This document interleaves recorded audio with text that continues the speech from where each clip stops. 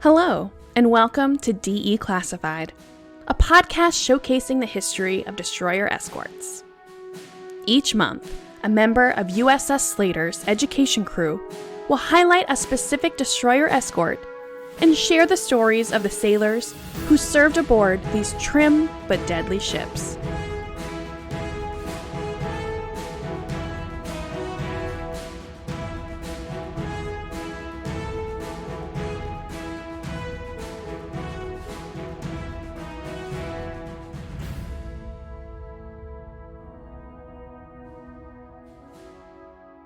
This podcast is published by the educational team of the USS Slater, DE 766.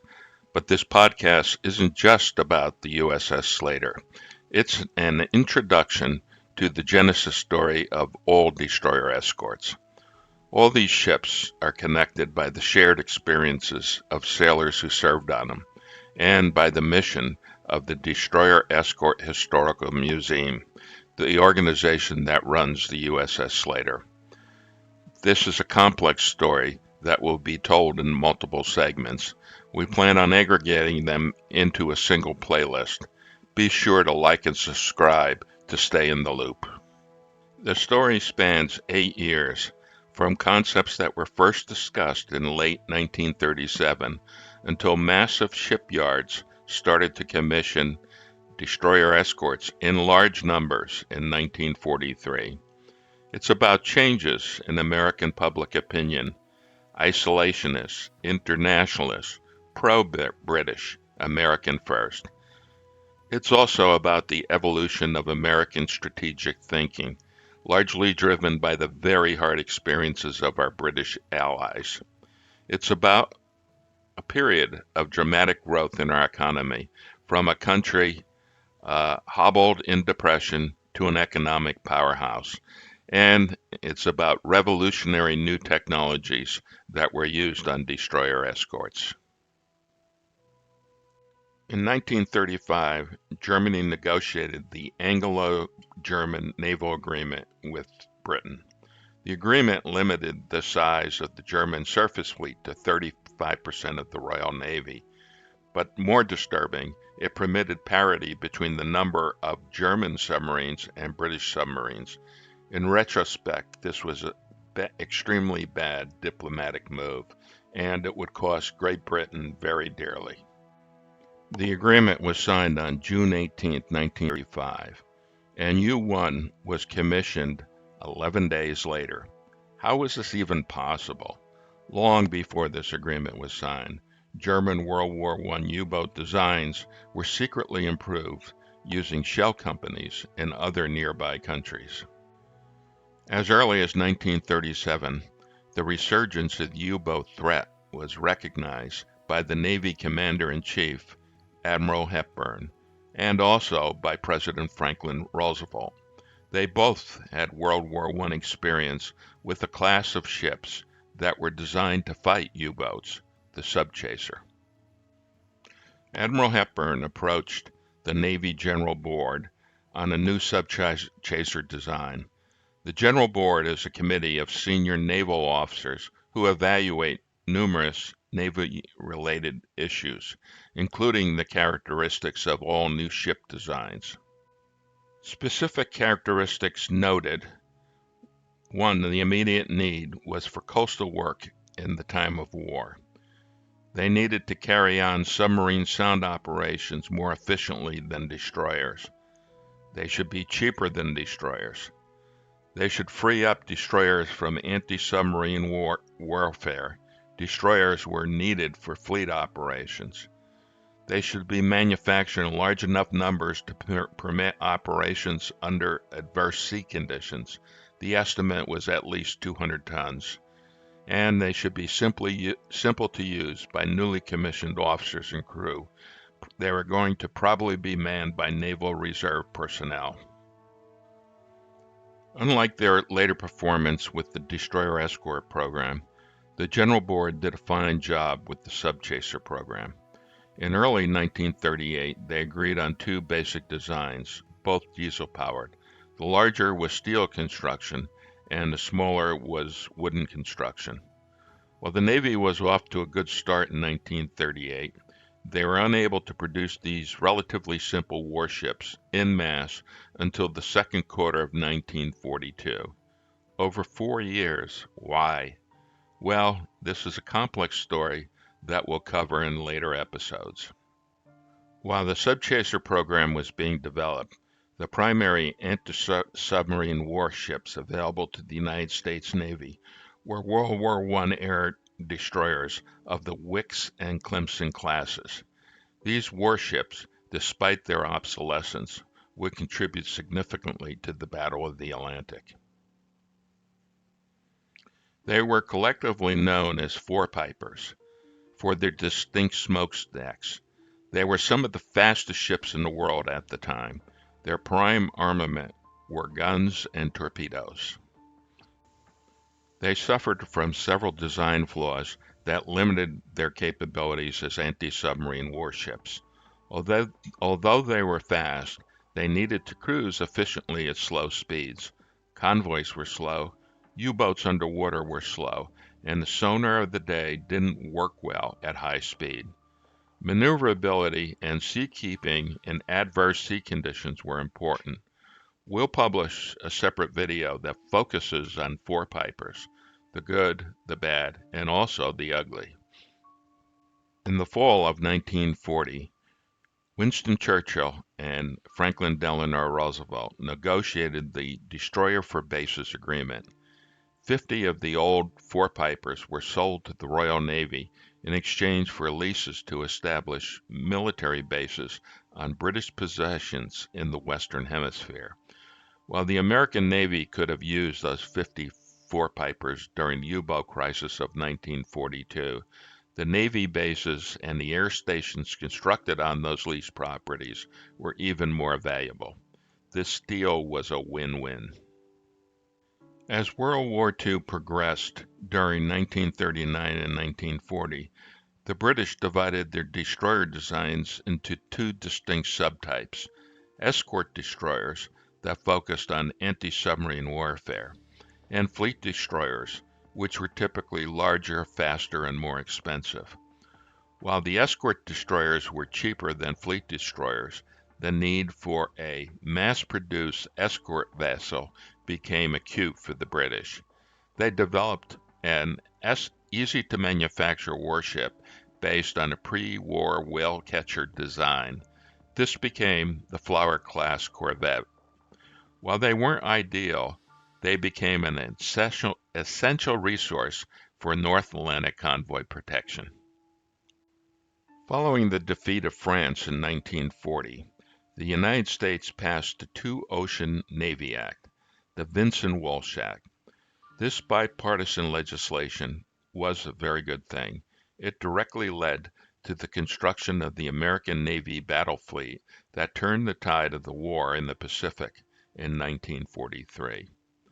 Unfortunately, after the passage of the act, every American shipyard was completely full. Notice the headline deck on this New York Times story published on July 21, 1940. Quote, "The new Navy building proceeds swiftly, but many problems must be solved to ensure completion of the program by 1946-47. Quote. There were 4 experimental escort destroyers included in the appropriation. What these experimental ships look like and where they fit into the shipbuilding priority was the domain of the Chief of Naval Operations and the General Board. In September 1940, the General Board formally evaluated designs. A number of concepts were developed by the naval architects Gibbs and Cox. Some board members, including Admiral King, seemed to favor Scheme 3, a 300-foot escort with 4 5-inch 38 guns, approximately 1,200 tons. This design was inspired by the British Hunt-class escort destroyer. After the contentious September meeting, the board rejected the design. Following this rejection, Captain E. L. Cochrane, Bureau of Ships, traveled to Britain in the fall of 1940 to study British escort ship designs in more detail. In early December 1940, CNO Admiral Stark advised the President of the rejection of the Hunt design escort. He noted that the experimental designs were converted to standard destroyer designs. The destroyer prototypes lost their slots in the shipbuilding plan. An important opportunity was lost. In the letter, after he noted the cancellation, Admiral Stark made an interesting comment. Quote, "Hope this finds you with fish appeal in a warm and sunny clime and with no cares. We will do all we can to keep them away from you, even if this one is not a very good start. But I think this was an easy one." Following his re-election in 1940, FDR was planning on a Caribbean cruise on the USS Tuscaloosa.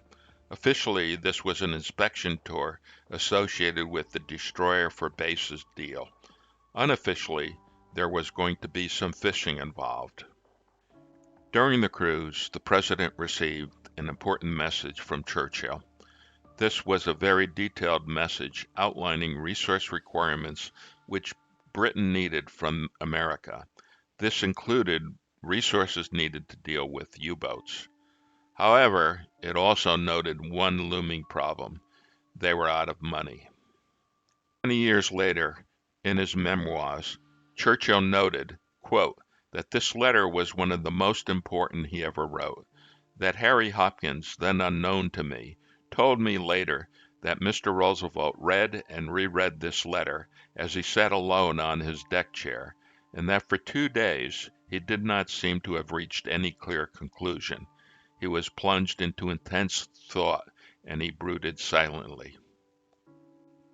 Several weeks earlier, before the cruise, Admiral Stark had given FDR a grim strategic assessment of the war.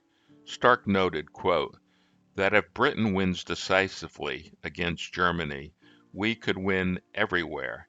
But if she loses, the problem confronting us is very great, and that while we might not lose everywhere, we might not win anywhere. He also noted on page 4 of the assessment, quote, the present situation of the British Empire is not encouraging. I believe it easily possible, lacking active American military assistance, for the Empire to lose this war and eventually be disrupted. It is my opinion that the British are over-optimistic as to their chances of ultimate success. On the trip, FDR had a lot to think about. After his return, on December 29, 1940, he gave a national radio address titled Arsenal of Democracy. We must be the great arsenal of democracy. For us, this is an emergency as serious as war itself. We must apply ourselves to our task with the same resolution, the same sense of urgency, the same spirit of patriotism and sacrifice as we would show were we at war. We have furnished the British great material support, and we will furnish far more in the future. There will be no bottlenecks in our determination to aid Great Britain. Churchill responded in February of 1941. The other day, President Roosevelt gave his opponent in the late presidential election a letter of introduction to me. And in it he wrote out a verse in his own handwriting from Longfellow, which he said applies to you people as it does to us. Here is the verse. Sail on, O ship of state. Sail on, O Union strong and great. Humanity, with all its fears, with all the hopes of future years, is hanging breathless on thy fate. What is the answer that I shall give in your name to this great man, the thrice chosen head of a nation of 130 millions? Here is the answer. which I will give to President Roosevelt. Put your confidence in us.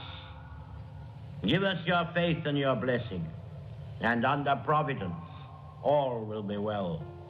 We shall not fail or falter. We shall not weaken or tire.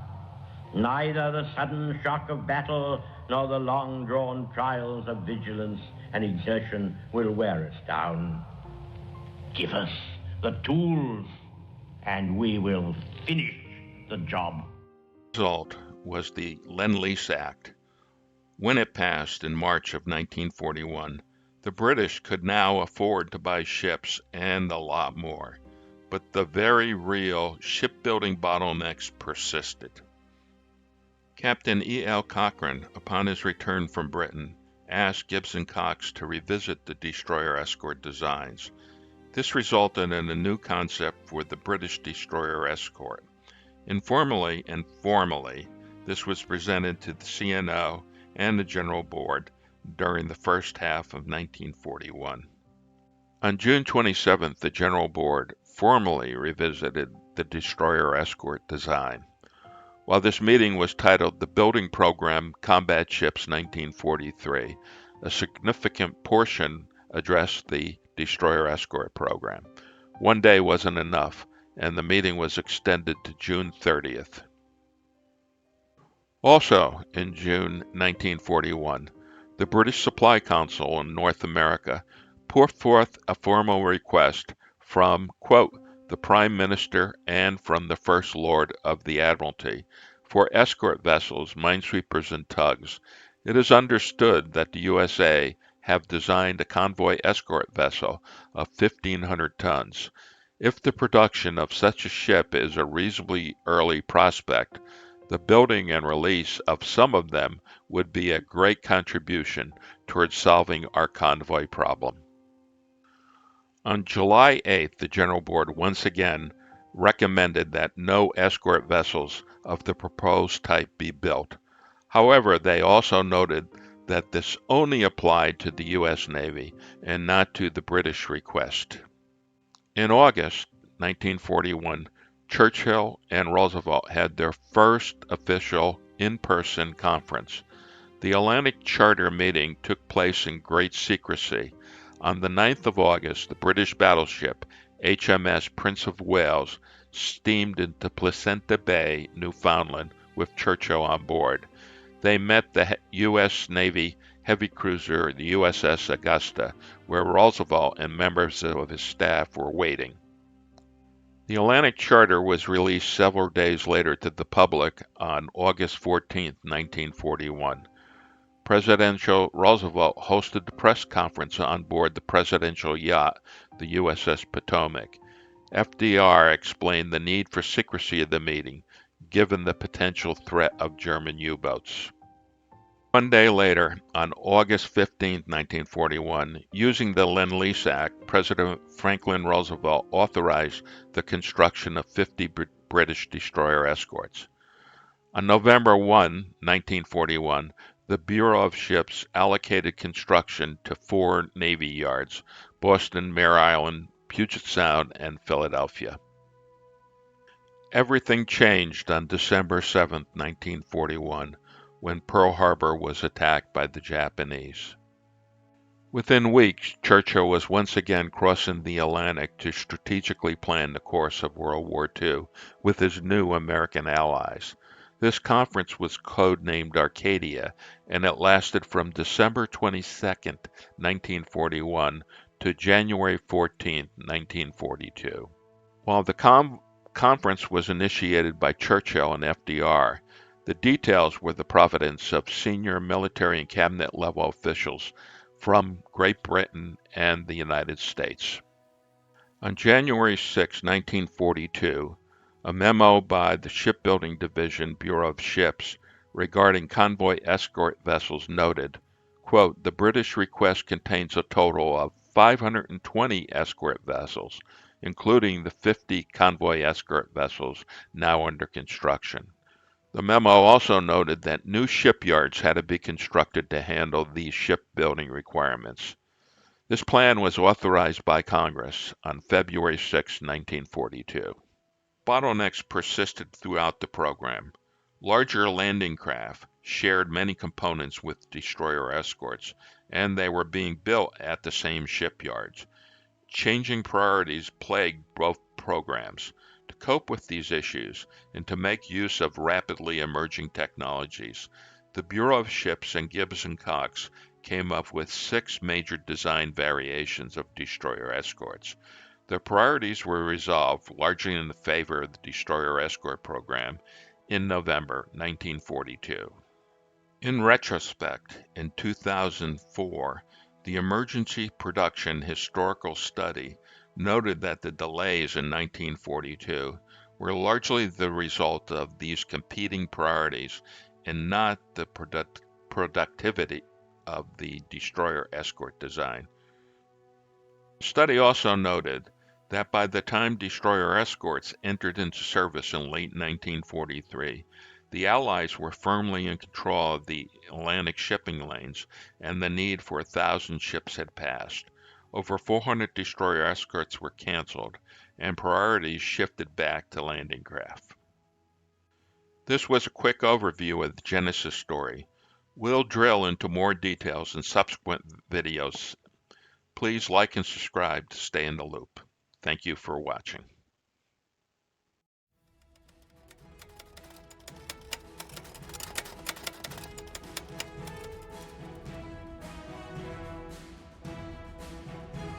Thank you for listening to DE Classified. This podcast is brought to you by the Destroyer Escort Historical Museum aboard USS Slater.